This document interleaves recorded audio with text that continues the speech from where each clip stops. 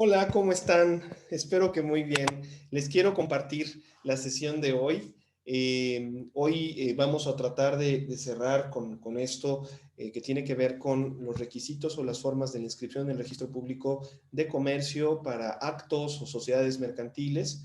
Esto es sumamente interesante porque finalmente nos ilustra el procedimiento que cualquiera de nosotros podríamos seguir buscando aterrizar pues un proyecto de sociedad o buscando aterrizar algún acto de una cuantía alta en un registro público, ¿no? Finalmente, yo siempre he pensado que el trabajo del fedatario público no concluye con su firma, con su protocolización o con la convocatoria de los suscriptores de algún acto jurídico dentro de sus oficinas, ¿no? Yo creo que siempre la actividad del fedatario público se ve cerrada, se ve complementada, fortalecida, ¿verdad?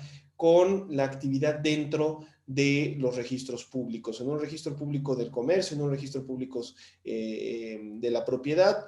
Lo que estamos enfrentando, lo que estamos viendo, pues es este registro, valga la redundancia, esta inscripción que se hace sobre un acto que ya tuvo la comparecencia de un fedatario y que definitivamente necesita el reconocimiento del Estado a partir de sus archivos, a través de sus expedientes. Cuando nosotros de repente queremos verificar la validez de un acto jurídico, bueno, eventualmente no lo podríamos saber de otra manera si no es acudiendo directamente ante el registro público de la propiedad o en este caso el registro público del comercio, en virtud de que desconocemos, pues uno, el instrumento principal por el cual una parte se puede obligar con otra, o bien porque desconocemos el notario que terminó avalando o terminó acreditando pues cierta actividad a través de su fe. Entonces, es cierto que los registros públicos garantizan del conocimiento popular, garantizan el conocimiento colectivo, pues la validez de los actos celebrados entre particulares, entre personas físicas y morales. Es así que, de acuerdo a lo establecido en el artículo 18 del Código de Comercio, ¿no? Pues en el registro público, bueno, se inscribirán aquellos actos de comercio, así como aquellos que deriven de comerciantes, eh, para efectos de su validez, de su reconocimiento colectivo. En este mismo artículo se establece la operación del registro público, estando a cargo de la Secretaría de Economía. ¿Cuál es la Secretaría de Economía? Bueno, es una de las dependencias que están centralizadas, ¿no? Están incorporadas en primera línea al Poder del Ejecutivo y bueno, de todas aquellas autoridades que van a estar responsables o van a ser responsables de la operación de dichas oficinas, de dichos archivos, en los términos de la colaboración interestatal o bien de los convenios que existan entre las dependencias municipales o estatales con el gobierno federal, de acuerdo al artículo 116 de la Constitución. En fin, ya una vez que nosotros más o menos comprendemos cuál es la característica, la validez de estos actos jurídicos, bueno, vamos a tratar de racionalizar, perdón, de comprender cómo funciona el registro de comercio para aquellas conocidas como sociedades mercantiles, en la cual su inscripción o matrícula, bueno, son requisitos fundamentales. Uno no puede tener una sociedad mercantil si ésta, además del proceso que se atraviesa con un fedatario público, se inscriba al registro público del comercio. Es un requisito sine qua non, ¿no? O sea, realmente condiciona su validez y evidentemente el que no exista este registro, bueno, compromete su existencia. Por ende, cualquier acto relacionado con las transformaciones, fusiones, escisiones, disoluciones o liquidaciones de las mismas sociedades tienen que ser comentadas, tienen que ser elevadas, es decir, reportadas ante el registro público del comercio. ¿Qué pasa si tú haces cualquier modificación de las antes mencionadas o cualquier disolución de las antes comentadas, bueno, y no le inscribes al registro público del comercio? Nuevamente te enfrentas a un entorno de incertidumbre jurídica y eventualmente hasta un tema de responsabilidad penal o civil. Entonces es por ello que necesitas entender al registro público del comercio como el entorno, el sitio donde depositas, elevas, pues todas las etapas, todas las palabras, expresiones, manifestaciones que son propias, que son inherentes a tu acta constitutiva y evidentemente a tu vida como sociedad mercantil. Esto lo pueden ustedes corroborar en el artículo 19 del Código de Comercio. ¿Cómo inscribo yo a una sociedad mercantil al registro público del comercio? Bueno, primero me dirijo al artículo 21 bis del propio código y voy a tratar de sujetar a las siguientes bases o a las bases que a continuación les voy a leer, ¿no? Punto número 1, el proceso que se hará frente al registro público de comercio para poder inscribir una sociedad mercantil será automatizado. Esto significa que, bueno, ciertamente puede estar sujeto a plazos máximos de respuesta. Sin duda, algo que nos ha entregado el siglo XXI es la capacidad de los usuarios de poder acceder a documentos, a información, a autoridades de manera remota, que antes no era posible. Hasta hace algunos años, incluso para su humilde servidor, que me tocó estudiar Derecho, ciertamente en el siglo XXI, pero bajo condiciones un poco diferentes, la única manera de conocer la operación, la funcionalidad del registro público del comercio era compareciendo al mismo y pagando los derechos para la emisión de certificados dentro del mismo. Luego entonces, hablar de que se están haciendo remotas, se está haciendo cibernético, el acceso a las plataformas de fe pública, a las plataformas de registro, pues es una gran victoria, es una ganancia, no es propio de personajes de nuevas generaciones, pero yo creo que sí es propio de las nuevas tendencias.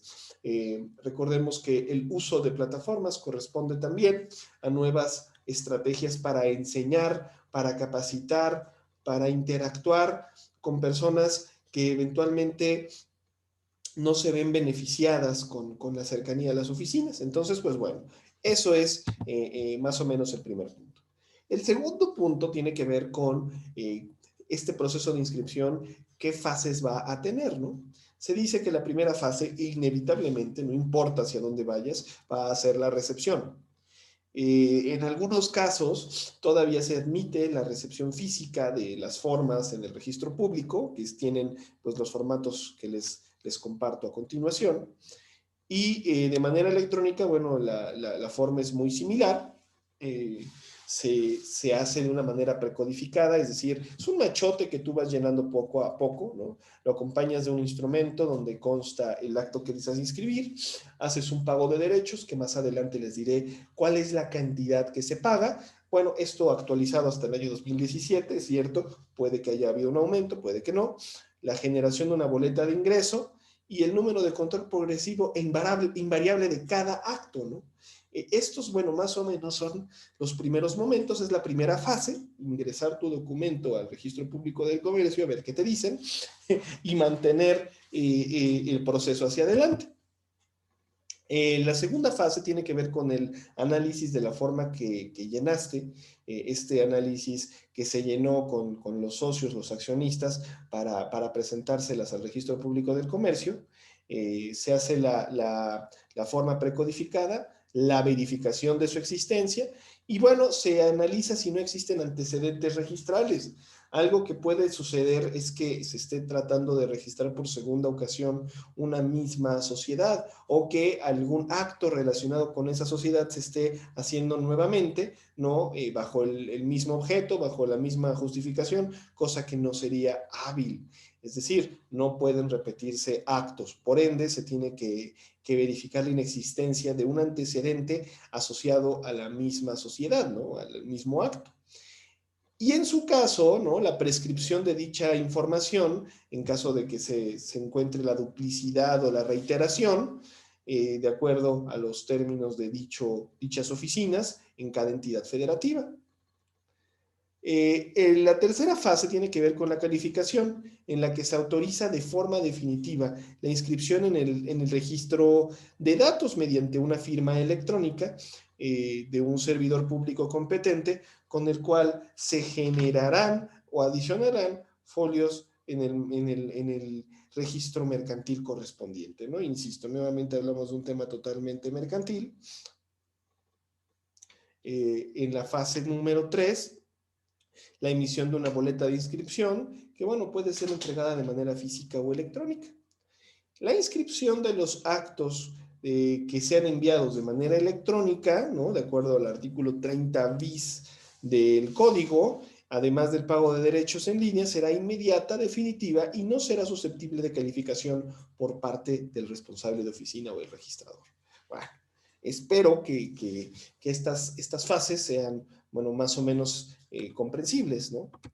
De conformidad con lo que establece el artículo 24 del comercio, cualquier sociedad extranjera deberá acreditar para poder inscribirse en el registro del comercio, ¿no? Bueno, estar constituido según las leyes del país de donde proviene. Esto con la única finalidad de darle certeza a la Secretaría de que su operación no contraviene, uno, el derecho de México, que es el más importante, y dos, el derecho del país del cual se origina, ¿no? Para esto, la Secretaría de Economía podrá sustentarse, podrá acudir a la información prevista en los tratados o convenios internacionales, ¿no? Sabemos bien que es inevitable que la Secretaría de Economía se remita a la Ley de Inversión Extranjera, a los artículos 17 y 17A, para poder saber cuáles actividades están permitidas y cuáles están restringidas para inversionistas extranjeros. ¿Esto qué significa? Bueno, que independientemente de que te quieras o no constituir como una sociedad mexicana de estas que se encuentran en la ley en la ley de general de sociedades mercantiles, cualquier sociedad mercantil extranjera que quiera operar, que quiera hacer negocios en México, deberá pues inscribirse en el registro público del comercio e informar que su representación, su operación está justificada en las leyes de su país. Aquí usualmente lo que se acompañan son documentos totalmente apostillados, es decir, avalados por las autoridades exteriores de su país de origen, así como las autoridades exteriores del país al cual se remite, en este caso México. La autorización referida en el párrafo anterior se solicita ante la Dirección de Asuntos Jurídicos y de la Comisión Nacional de Inversiones Extranjeras de la Dirección General de Inversión Extranjera de la Secretaría de Economía. Esto antes se hacía directamente con la Secretaría de Relaciones Exteriores, ahora la Secretaría de Economía absorbe esas funciones y las mantiene para sí. O en aquellas delegaciones de la Secretaría que se comentan en este párrafo, que se ubican al interior de la República de Mexicana, ¿no? Se tiene que cumplir con los requisitos establecidos del artículo 21 adelante de la Ley de Inversión Extranjera. ¿Y cuáles son estos requisitos, no? Si una sociedad extranjera quiere operar en territorio nacional, uno, tiene que hacerlo por escrito.